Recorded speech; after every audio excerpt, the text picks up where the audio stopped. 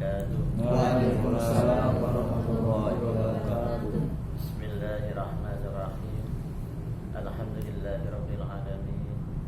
Wassalatu wassalamu ala asyrofil anbiya'i wal mursalin sayyidina wa habibina Muhammadin wa ala alihi wa ashabihi wa tabi'ina lahum bi ihsanin ila yaumiddin.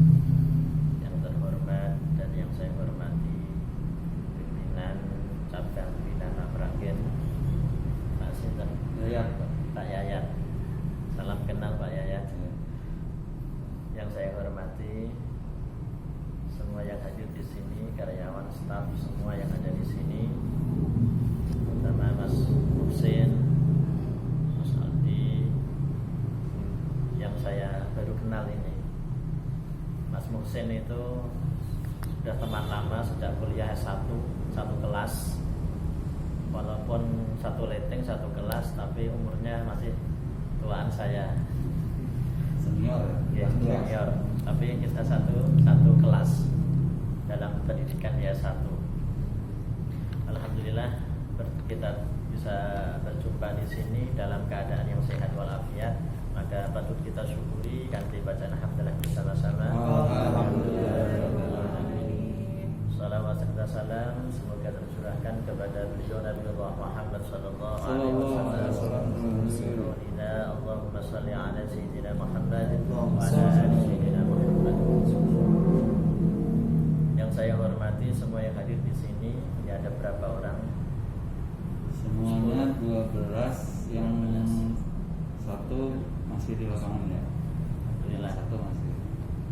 Alhamdulillah di majelis ini lebih banyak 10 orang, walaupun masih ada yang di luar. Kita doakan saja semoga lancar semuanya pada hari ini, ada keberkahan dan kemanfaatan bagi kita semua. Amin amin ya rabbal alamin. Saya sebenarnya bingung mau ngomong apa ini.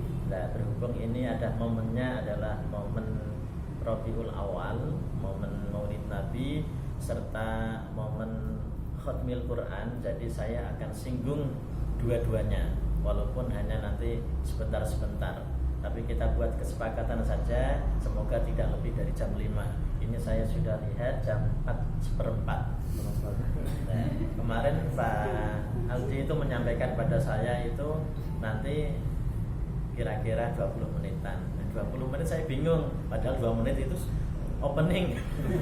Biasa saya ngomong itu 1 jam. Lah 20 itu opening nanti. Lah saya nanti fleksibel saja, bisa jadi setengah jam, bisa jadi lebih sedikit, nggak apa-apa ya guys. Nanti yang saya batasi sendiri tidak lebih dari jam 5. Shallu ala Nabi Muhammad. Poin pertama adalah limadza ihtifal bil maulid. Kenapa orang-orang mengadakan maulid? Limadza ihtifal bil maulid? Li'annahu sallallahu alaihi wasallam qala ana awwalu syafi'in wa awwalu musyaffa'in. Karena Nabi Muhammad sallallahu alaihi wasallam bersabda, saya ini adalah orang yang pertama kali memberikan syafaat dan orang yang pertama kali menerima mandat untuk memberikan syafaat. Itu kata Rasulullah. Maka satu alasan poin yang pertama, limadza ihtifal bil maulid, kenapa kita mengadakan maulid? Li'annahu sallallahu alaihi wasallam qala man zara qabri faqad wajabat lahu syafaati. Kata Rasulullah, barang siapa yang menziarahi makamku maka wajib bagi dia menerima syafaatku. Itu janji Rasulullah. Kalau Rasulullah sudah berjanji, itu pasti tepat. Maka dari itu saya berdoa, semoga yang di sini yang belum pernah ziarah ke Makkah Madinah, semoga segera dapat dikabulkan oleh Allah, bisa ziarah ke sana. Amin. Amin. Amin.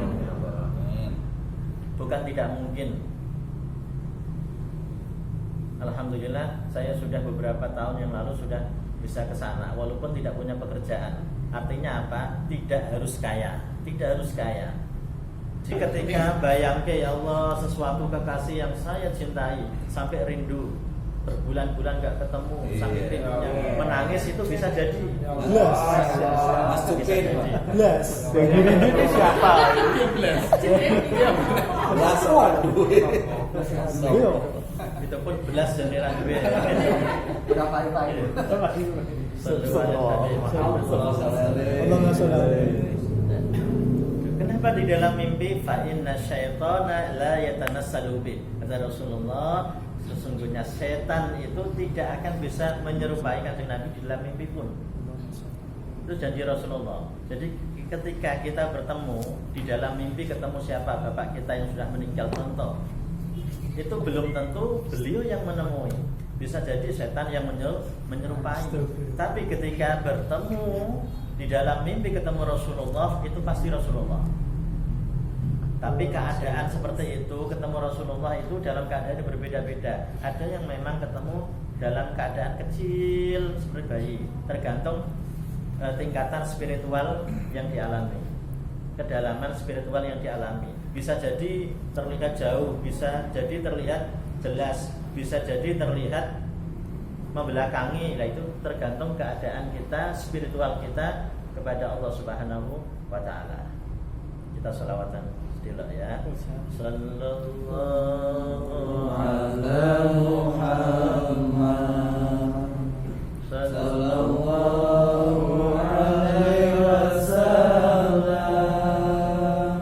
sallallahu ala Muhammad sallallahu alaihi wasallam.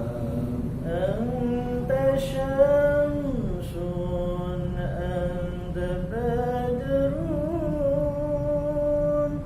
anta nurun fawqa nurin anta syamsun anta badrun anta nurun fawqa nurin anta iksiru waqani anta misbahu suduri sallallahu ala Muhammad sallallahu alaihi wasallam sallallahu ala Muhammad sallallahu alaihi wasallam. Sallu ala Nabi Muhammad. Allahumma sholli alaihi. Makrifat kepada Allah itu tidak sempurna kecuali ia mengetahui dua hal. Ini perhatikan ya, karena kalau tidak paham ini tentang ini susah. Kita tidak, hidupnya itu selalu susah, bagiannya itu sulit. Untuk makrifat kepada Allah Subhanahu wa taala minimal kita tahu dua hal. Yang pertama, kita tahu asal usul kejadian kita. Itu yang pertama. Terus yang kedua, kita mengetahui apa-apa saja yang Allah ciptakan pertama kali. Nah, ini bahas tentang ini aja. Pertama, tidak sempurna makrifat kita kepada Allah kecuali ia mengetahui dua hal. Yang pertama, mengetahui asal usul kejadian kita sendiri. Yang kedua, kita mengetahui apa-apa saja yang diciptakan oleh Allah pertama kalinya. Sedangkan pertama kali yang diciptakan oleh Allah Subhanahu wa taala sebelum menciptakan apapun itu adalah Nur Muhammad sallallahu alaihi wasallam. Terus asal kejadian kita, manusia terdiri dari dua unsur. Yang pertama jasad, yang kedua ruh. Bapaknya jasad kita adalah Nabi Adam alaihissalam. Bapak ruh kita adalah Bapak ruh kita Nur Muhammad sallallahu alaihi wasallam. Saya ulangi. Bapak jasad kita Nabi Adam alaihissalam. Bapak ruh kita Nur Muhammad sallallahu alaihi wasallam. Sedangkan Nabi Adam alaihissalam tercipta dari tanah liat, min tinil lazim, dari tanah liat yang pekat hitamnya. Terus tanah liat dulunya ini adalah berupa air. Terus air itu dulunya berupa angin. Angin itu dulunya berupa api. Sedangkan api dari Nur Muhammad sallallahu alaihi wasallam. Tak baleni. Bapak jasad kita Nabi Adam. Nabi Adam tercipta dari tanah. Unsur tanah dulunya adalah air. Sedangkan air dulunya adalah angin. Angin dulunya adalah api. Api tercipta dari Nur Muhammad sallallahu alaihi wasallam. Jadi pada hakikatnya ruh kita ya dari Nur Muhammad, sedangkan jasad kita hakikatnya dari Nur Muhammad. Maka di Al-Quran itu bahasanya nurun ala nurin. Maka nur itu tumpah tindih dengan nur. Lah inilah yang dimaksud dengan kita seperti ini, karena nurun ala nur. Sedangkan tadi anta syamsun anta badrun anta nurun fawqa nuri. Anta syamsun, baik Kanjeng Nabi panjenengan itu bagaikan matahari. Anta badrun jenengan nggih seperti rembulan. Terus anta syamsun anta badrun anta nurun fawqa nurin. Lah, ini bahasa-bahasa di tiba, di kitab tiba. Kalau di Al-Qur'an nurun ala nur, di surat An-Nur.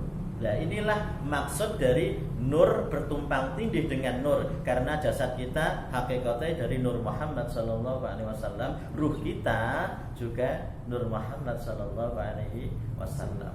Maka ketika kita sudah mengetahui bahwa kita itu tercipta sebagai apa, maka perintahnya adalah selaraskan, mesrahkan antara hubungan ruh dengan hubungan jasad agar selaras.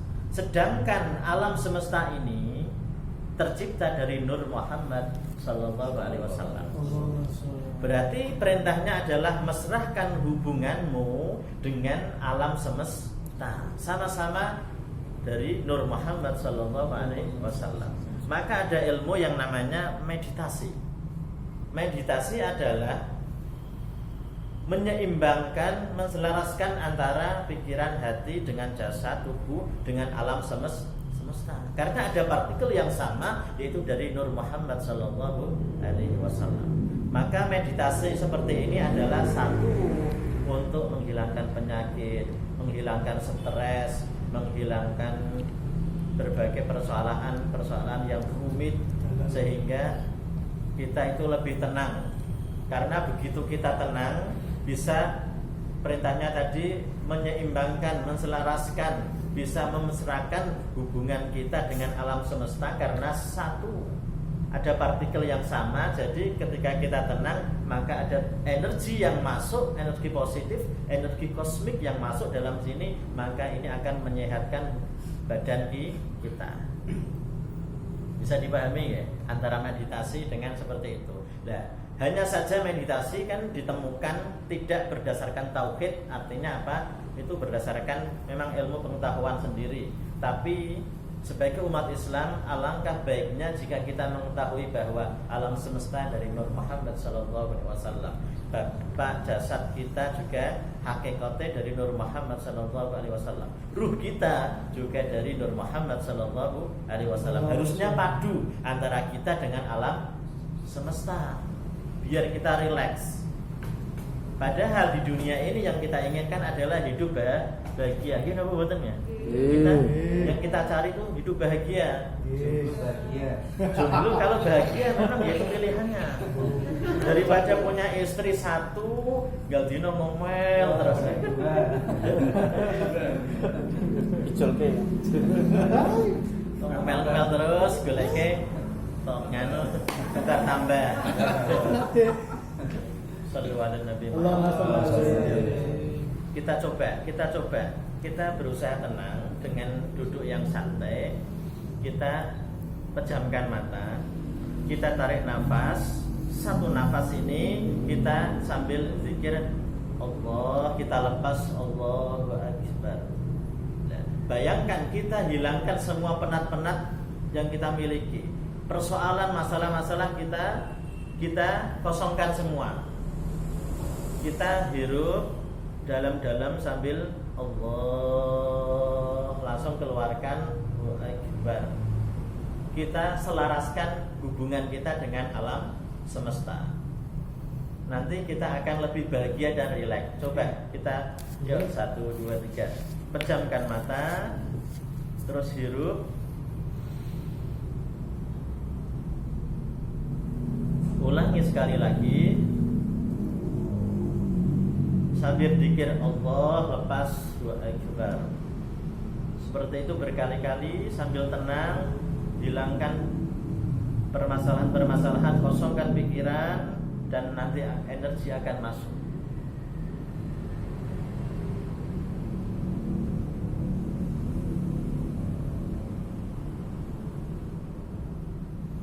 Ya sudah cukup, nanti bisa dicoba di rumah. Ketika jenengan sedang penat, sedang banyak masalah, bahwa ini saya dasari meditasi sambil apa? Sambil ilmu pengetahuan tentang bagaimana Allah menciptakan pertama kali, yaitu Nur Muhammad SAW jasad kita. Nah, kekuatan mental beliau diakui, hafalan beliau diakui. Itu yang menjadi keunggulan beliau sebagai Nabi Muhammad SAW. Terus yang ketiga, beliau adalah Al-Amin, beliau dapat dipercaya. Tidak hanya diakui oleh umat Islam, tapi non-Islam pun, orang kafir sudah menjuluki beliau sebagai Al-Amin. Karena track beliau dari awal lahir sampai beliau wafat itu tak pernah sedikit pun berbohong. Saya tanya jenengan pernah berbohong apa tuh? Apa pernah nak gombali cewek ya?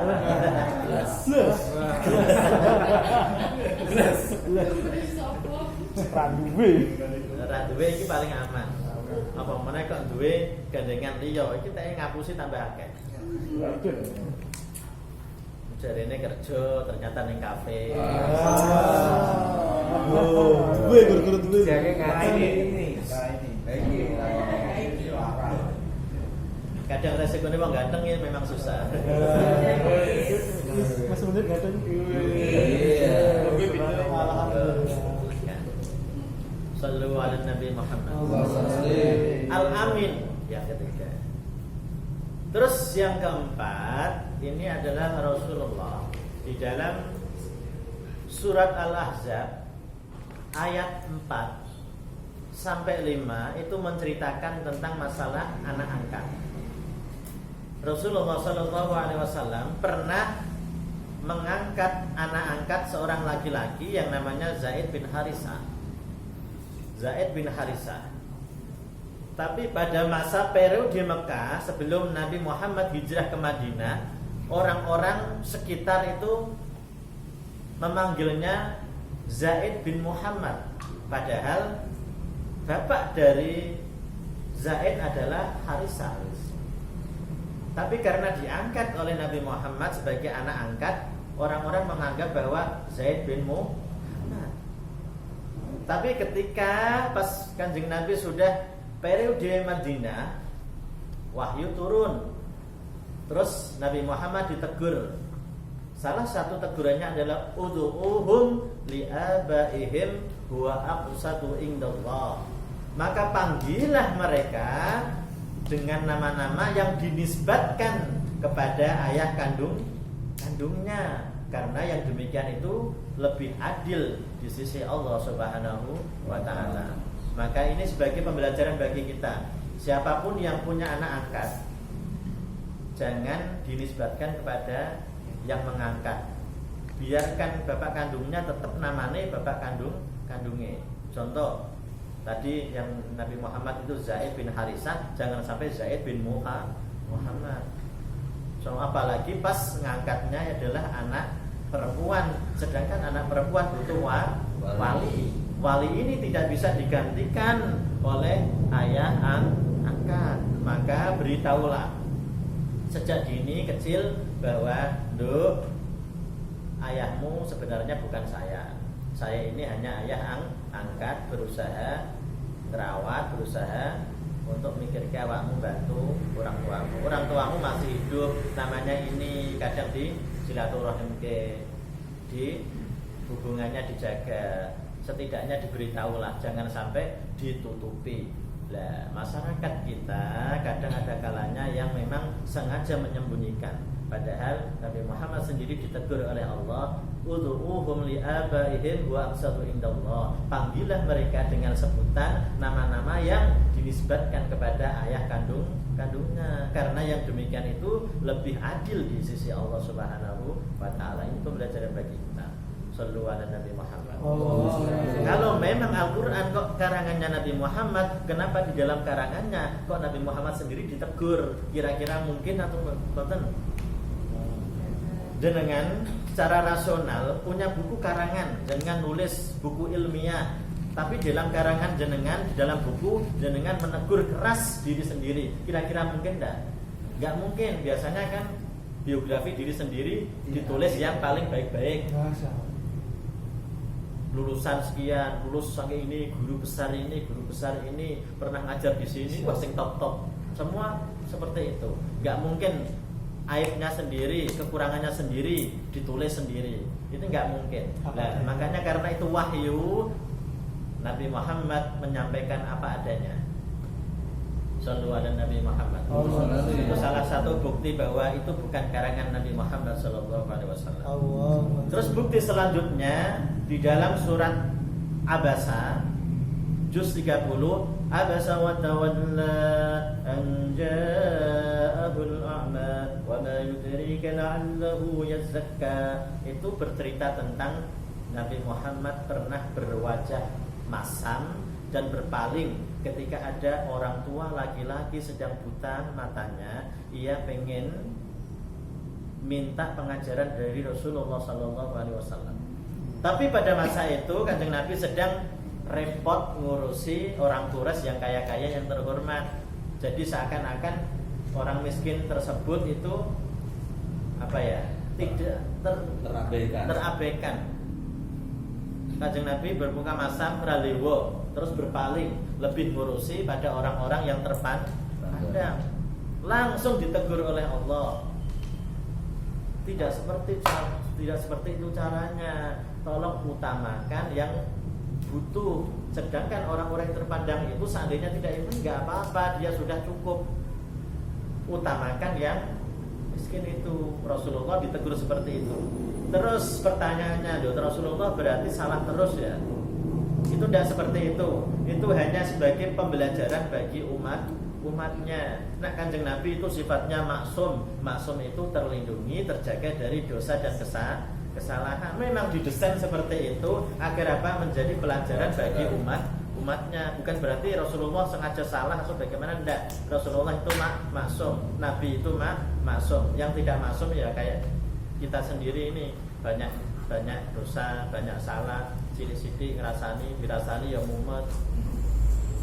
Agak dirasani gremengi tok, padahal digremengi ya ora kalong. Itu ya awake dhewe gondok gitu mboten. Nggih. Terus kadung seneng karo wong wedok, kadung cintane menggebu-gebu. Kemandang wis janjian sisan, mandang ning wong tuane ditolak. Apa meneh ditolak? Rasane ibune namung sepele. Ya asline iki nolak secara halus. Ya, kok mboten ngeten. Delalah kok tanggal lahirnya ra cocok fotone. Nah jenengan kok seperti itu, seandainya seperti itu, itu kadang orang tua itu boleh alasan bingung, akhirnya golek lah tanggal lahirnya lah fotone. Oh ini Jumat lagi dengan Sabtu Pahing kok rapat cocok atau bagaimana, Minggu apa lah. Itu kan biasanya orang Purwodadi masih kental, orang Demak, Medung, bukan. Itu masih masih dicekel. Termasuk dulu saya juga pernah pengalaman seperti itu, jadi saya ceritakan pernah seperti itu, gagal gara-gara apa? Gara-gara beton. Korban. Akhirnya apa? Saya datang ke guru saya, adalah guru saya itu juga pintar beton. Akhirnya saya dituturi cara rekor-rekor rumus. Akhirnya saya bisa rumus seperti itu. Maka tesis saya S1 adalah menulis tentang beton itu gara-gara pengalaman pribadi. Karena ditolak. Istimewa. Istimewa. Nah, alhamdulillah karena pengalaman itu. Lah, gara-gara pengalaman seperti itu banyak datang ke rumah saya itu mencari beton, mencari dari nikah itu sering. Busuk. Bisa masukin ini kita latihnya sih ngokok. Alhamdulillah. Nah, nanti saya kan di rumah itu banyak jamaah, banyak membina majelis taklim di luar. Ada sekitar 5 tempat atau 6 tempat di majelis taklim yang berbeda-beda secara rutin. Itu banyak permasalahan, problem-problem, masalah macam-macam. Ada masalah keluarga, masalah jodoh, masalah rezeki, masalah apa, biasanya banyak datang. Bukan saya menyuruh jangan datang, enggak, tapi saya hanya bercerita. Nah, jadi seandainya jenengan kok sulit untuk mencari jodoh, nah, tolong untuk bisa konsultasi. Kapan-kapan hubungi Mas Musin. Yuk, nanti jagung-jagung. Nanti saya punya banyak referensi terutama janda ya.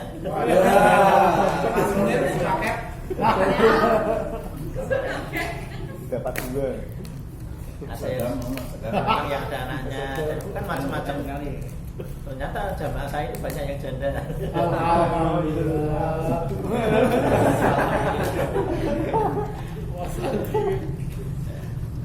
Kita santai sambil belajar. Nah, seperti itu hal yang biasa. Sampai kadang saya mumet sendiri. Yang namanya rumah tangga saya juga punya problem sendiri.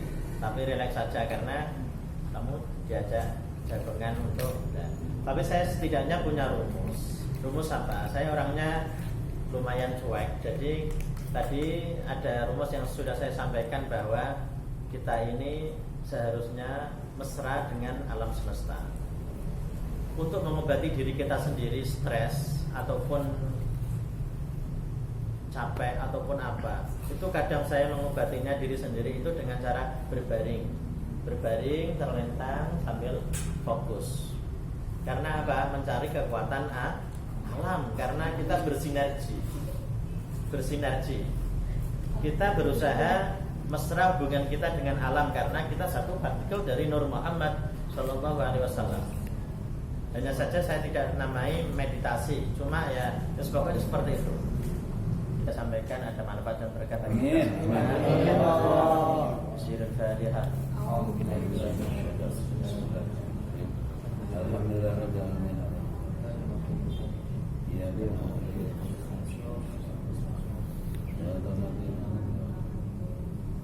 A'udzubillahi minasyaitonir rajim. Bismillahirrahmanirrahim. Alhamdulillahirabbil alamin. Allahumma shalli ala sayyidina Muhammad wa ala ali sayyidina Muhammad. Allahumma taqabbal shawwal min hasbil Qur'an wa min qira'ati amin wa surati amin ya rasul muawwidah wa kalimatin amin wa kalimatin wa qawla amin wa sallallahu alaihi wa sallam ala sayyidina Muhammad amin subhanallah wa sallallahu amin sallallahu Muhammad sallallahu alaihi wasallam wa ala alihi wa sahbihi amin ya Allah.